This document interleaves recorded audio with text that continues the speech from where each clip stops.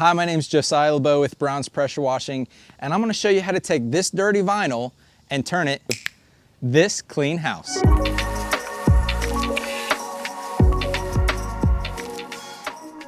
Here are the essential things that you're going to need to wash the siding on your home.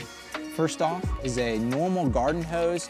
Everybody's got one of these. If you don't, then your neighbor does, so go ahead and borrow one from them. Second is a garden hose sprayer. You can find these at Ace, Lowe's, or Home Depot. Normally they're meant for fertilizer or weed killer.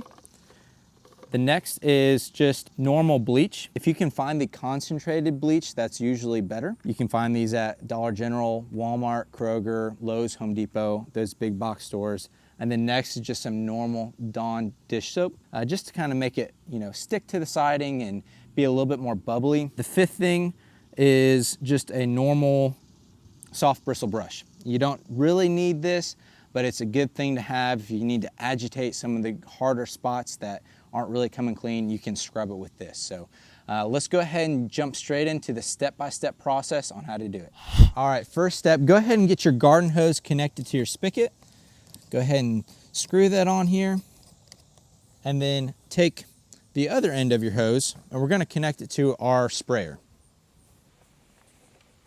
Now that we've got our sprayer, before you put anything into this container, you're going to want to pre-rinse all of the grass that goes right up against the house. Just get it wet before you start applying the solution. This is going to keep that grass nice and green and keep it nice and protected as well. So let's go ahead and start rinsing this, and then we'll put our solution in the container.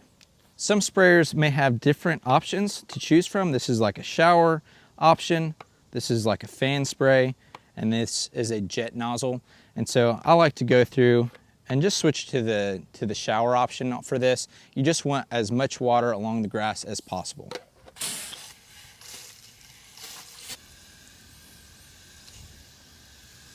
All right, now that we've got all the grass rinsed down, let's go ahead and take this container off just by unscrewing it.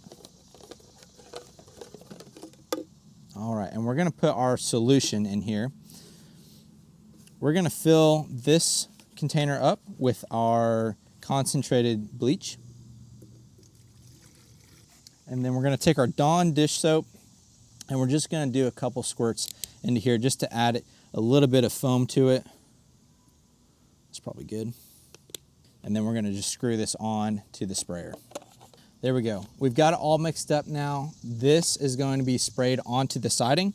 I will say just a quick tip, when you're looking at the bleach to get at the store, go ahead and look at the ingredients of it. You're gonna see a spot on here that says sodium hypochlorite.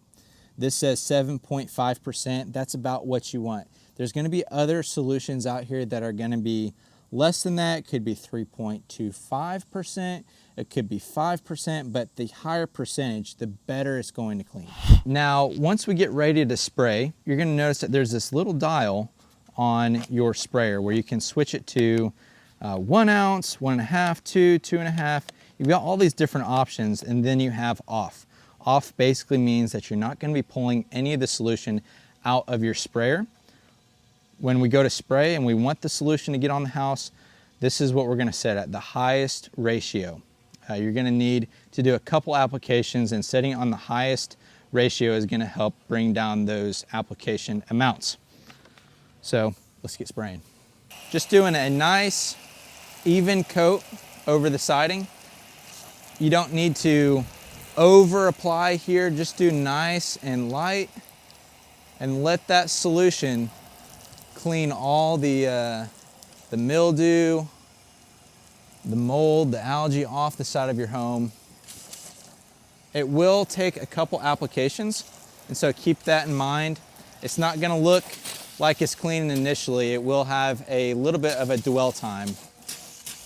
About 5 to 10 minutes of this being on the siding is a good time frame in between when you apply and when you reapply.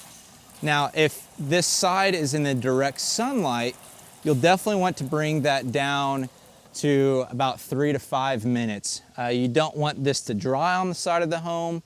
And so if it's really sunny out or really hot out, you want to bring that dwell time down and just kind of keep the siding wet.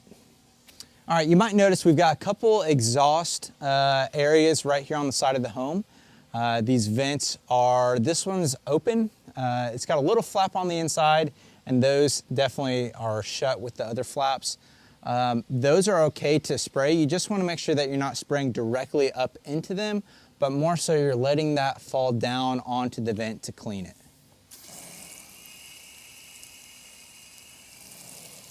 So for these higher areas of the home, you can switch to your jet nozzle. Now this is gonna push a lot of solution out in a very small area, so you're gonna wanna be quick with this option. And then for the really tall areas, I'll show you just a little trick that I like to do with an extension pole and brush. Depending on how much water flow you have coming from your spigot, you're gonna be able to either reach higher up or not reach as high. This water spigot has a lower pressure coming out of it, so we're not able to hit all the way to the top, but for what we're doing, this should be totally fine.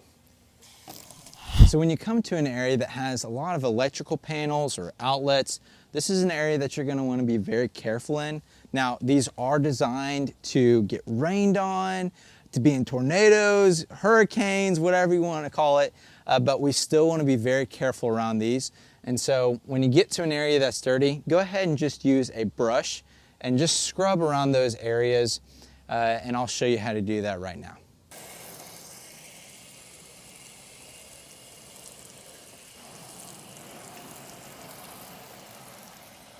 As you can see, I'm getting as close as I feel comfortable to it. And then I'm gonna switch to this brush here and scrub the rest.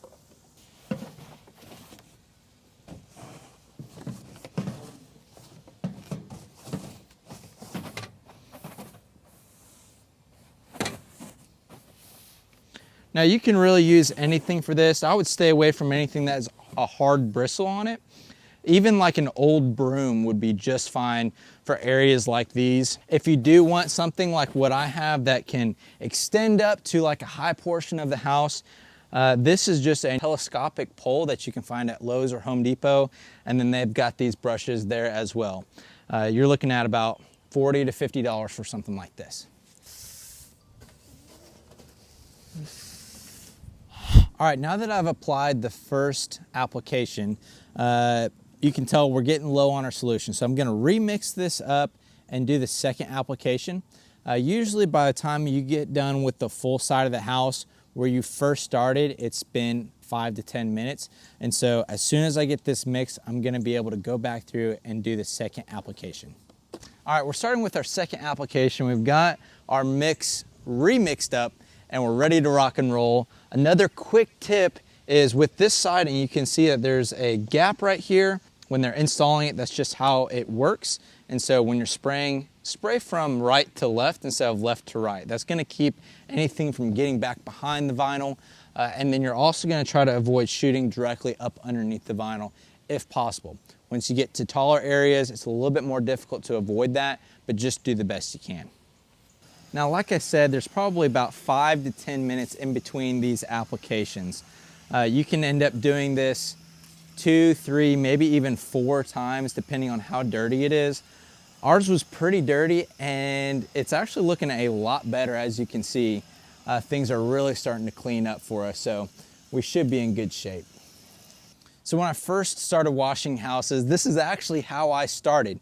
And now you can see that there's a little bit of green still on here. It comes off very easily. So if you did rent a pressure washer, this would be a good time to go ahead and just do a rinse on the siding.